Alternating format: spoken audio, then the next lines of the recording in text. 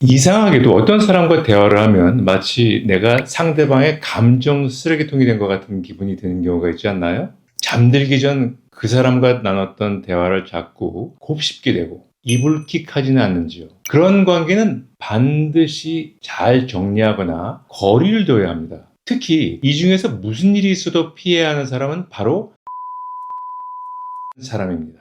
안녕하세요. 정신과 전문의 유상호입니다. 우리가 살아가면서 대인관계를 잘 맺는 것은 좋은 삶을 유지하는 데 아주 중요한 요소 중 하나입니다. 왜냐하면 누가 옆에 있느냐에 따라서 삶의 방향이 완전히 달라질 수 있기 때문입니다. 이렇게 좋은 인간관계는 우리의 삶에 긍정적인 영향을 미치게 되는데요. 예를 들어 힘든 하루를 보내고 지쳐서 쓰러지기 직전일 때 오늘 진짜 힘들었지 라고 이야기해주는 친구의 말 한마디가 주는 위안, 이건 정말 큰 힘이 되겠죠. 작고 소소한 일에도 감사함을 느끼는 사람이 내 주변에 있다면 그 또한 삶의 큰 원동력이 될 수 있습니다. 내 주변에 항상 불평불만만 늘어놓고 투덜거리는 사람만 있다면 얼마나 힘들까요? 안 좋은 인간관계가 지속적으로 반복되면 부정적인 영향은 심각해지겠죠. 누군가와 대화를 나눈 다음에 항상 기운이 빠지고 이불킥을 하게 된다면 이거는 문제가 있는 인간관계입니다. 아주 흔하게 벌어지는 좋지 않은 인간관계의 예를 들어보겠습니다. A에게 10년지기 친구 B가 있습니다. A가 연락을 조금만 늦게 받거나 먼저 만나자고 안 하면 B는 서운해하고 원망을 합니다. B를 만나면 A는 항상 답답하고 힘들어요. 이유는 오가는 대화가 아니라 일방적으로 상대방 이야기만 듣고 오게 되기 때문입니다. B는 A가 힘들어하는 것은 별 관심이 없습니다. 항상 자기가 힘들고 괴로운 것만 이야기합니다. A는 B를 만나면 B를 위한 감정의 쓰레기통이 된 것 같은 기분이 들어서 그만 만나고 싶다가도 그런 생각하는 자기 자신을 자책하게 되고, 그럴 때마다 B에 대한 감정은 미안함, 화나는 감정에 교차합니다. 만약 이렇게 여러분에게 B 같은 친구가 있다면 어떻게 하실 건가요? 손절? 그거 말처럼 쉽지 않습니다. 상대방에 대해서 화가 나거나 원망을 하게 되기도 하지만, 정반대로 내가 무슨 문제가 있어서 자꾸 이런 감정이 드는지 자기 자신을 의심하게 되기도 합니다. 어떤 사람을 대할 때마다 내가 존중받고 있다는 느낌은 거의 들지 않고 무시당하고 있다는 느낌이 자꾸 든다면 이것은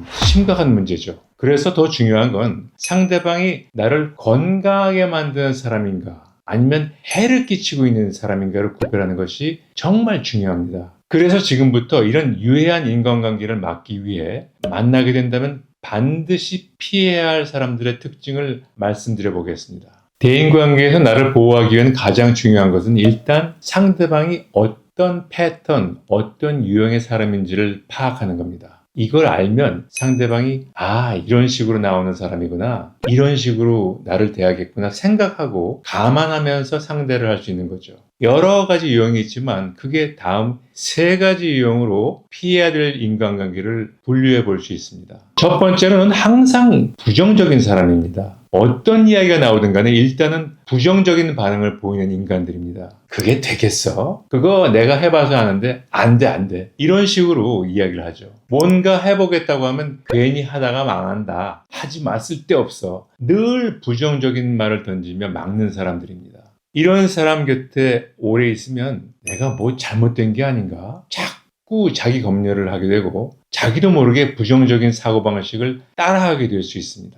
두 번째로는 무시하는 사람입니다. 그 정도 가지고 왜 이래? 예민하게 굴지 마. 이런 식으로 내 감정을 대수롭지 않게 넘기고 반복적으로 깎아내리죠. 그런데 이런 사람들의 특징이 남 힘든 건 별거 아니고 자기 자신이 힘든 거에 대해서는 과장하고 호들갑을 떱니다. 이런 무시하는 성향을 갖고 있는 사람과 관계를 계속 이어나가면 나도 모르게 제대로 된 감정 표현을 못하게 되고 결국엔 내가 잘못된 건가? 라는 자기의심으로 이어지게 될 수가 있습니다.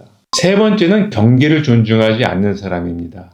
예를 들어 볼게요. 상대가 분명히 혼자 있고 싶어 하거나 조용한 시간을 필요로 하는데도 계속 연락하거나 찾아오는 경우가 있어요. 다른 사람의 독립성을 존중하지 않고 자신의 필요만을 우선시하는 그런 경향을 보입니다. 경계를 존중하지 않는 사람은 상대가 거절하거나 자기 감정을 지키려고 할 때 죄책감을 느끼게 만들기도 합니다. 너무 냉정해 라고 하거나 넌 나를 이해하지 못해 같은 말을 사용합니다. 밝히고 싶지 않은 개인적인 이야기를 자꾸 캐묻거나 자신이 원하지 않는 대답을 얻을 때까지 압박하는 경우도 있죠. 반대로 자신의 문제를 과하게 노출하고 공유하려고 해서 상대방에게 심한 부담감을 주기도 합니다. 앞서 설명드린 세 가지 유형 중 가장 조심해야 할 인간 유형 1순위는 바로 경계를 존중하지 않는 사람입니다. 왜냐하면 이 유형은 처음에는 티가 잘 안 나고 알아차리기가 어렵습니다.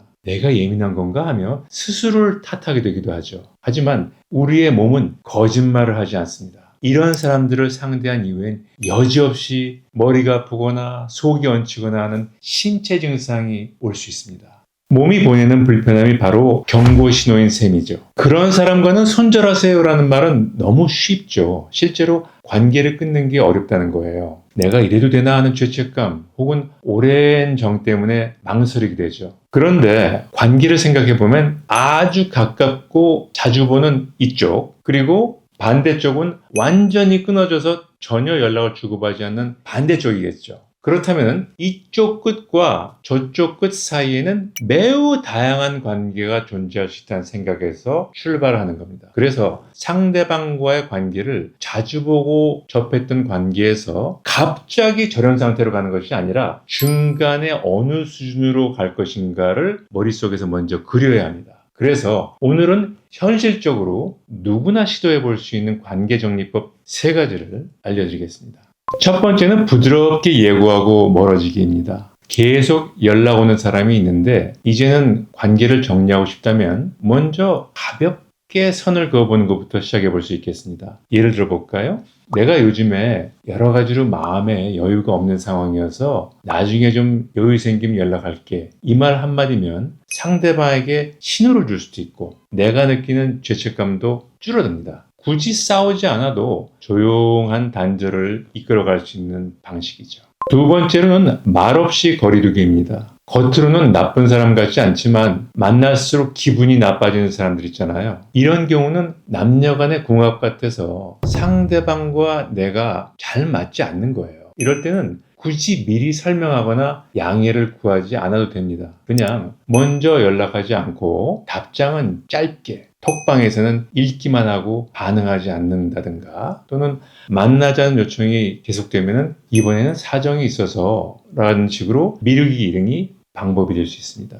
이렇게 내 존재감을 서서히 줄이면 상대방도 어느 순간 관계가 예전 같지 않다는 걸 알아차리게 되죠. 갈등 없이 멀어지는데 효과적인 방법입니다.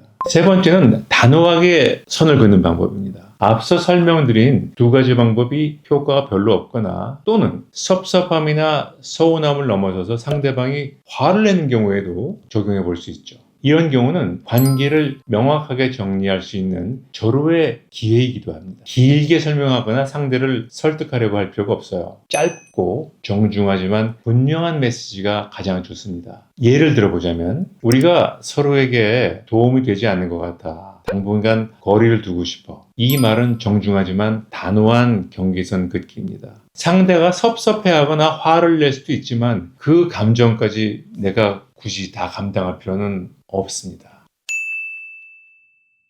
오늘은 인간관계의 중요함에 대하여 들여다봤습니다. 어떤 사람들을 피해야 하는지, 그리고 상처받지 않고 관계를 잘 정리하는 방법에 대해서 알아봤습니다. 그 방법들을 다시 한번 정리를 해보자면 부드럽게 예고하고 멀어지기, 말없이 거리두기, 때로는 단호하게 선을 긋는 것이 필요할 수도 있겠습니다. 인간관계에서 비슷한 상황을 겪으신 분들이 계시다면 댓글로 경험을 나눠주시면 좋겠어요. 그리고 오늘 영상이 도움이 되셨다면 구독, 좋아요도 부탁드리고요. 오늘도 여러분의 평안한 하루를 기원합니다. 닥터유의 마음쉼터 유상원장이었습니다. 감사합니다.